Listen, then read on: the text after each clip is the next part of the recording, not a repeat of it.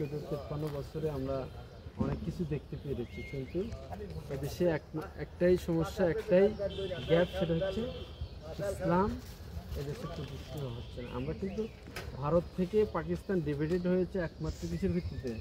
ধর্মের ভিত্তিতে, কিন্তু আমরা রাষ্ট্রটাকে ধর্ম অনুযায়ী পরিচালনা করতে পারি নাই।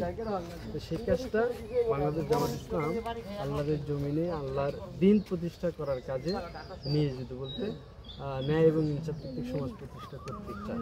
সেক্ষেত্রে আপনাদের সমর্থন আছে কিনা, এটা আমরা সকল শ্রেণীর মানুষের কাছে যাচ্ছি।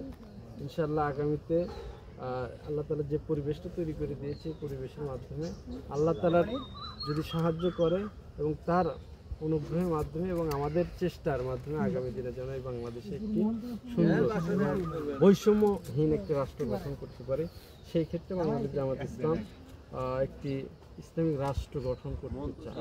এই রাষ্ট্র গঠনে আপনার ভূমিকা সার্বিকভাবে আমরা কামনা করছি। সেক্ষেত্রে আমাদের এই কার্যক্রমকে আপনি সমর্থন করেন? আমরা দিলাম ভাই, ভাইয়ের একটা পরিচিতি দিই। আমাদের জামাত ইসলামের যে কার্যক্রম এখানে বিস্তারিত লেখা আছে। জি হ্যাঁ, মনে এদিকে আসেন ভাই। এটা সহযোগী ফরম লেখা দিলাম একটা বই। ফারুক ভাই লিখতেছে। ফারুক ভাই একজন লাইন নাম, ভাইয়ের নাম কি? আমি এক কাজ করি, কলম দেন। কলম তো নিয়ে আসছি, আরে নিয়ে আসছি ফোন নম্বর 01923 আর ফলা রাখেন, কাছে রাখেন, ওটা অফিসে দিয়ে দিন 704964।